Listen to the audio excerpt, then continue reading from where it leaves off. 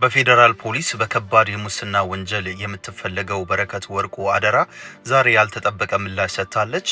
ጉዳዩ ከሙስና በላይ የጥቂት ቡድኖች ሴራ ነው ስትል ትከሳለች። በረከት ወርቁ በማህበራዊ ገጿ ባሰፈረችው ጽሁፍ 98 ቢሊዮን ብር የበሉትን ትታችሁ እኔን በማላውቀው ጉዳይ 8 ሚሊዮን አሳጣሽ እያላችሁኝ ነው ስትል ጠይቃለች።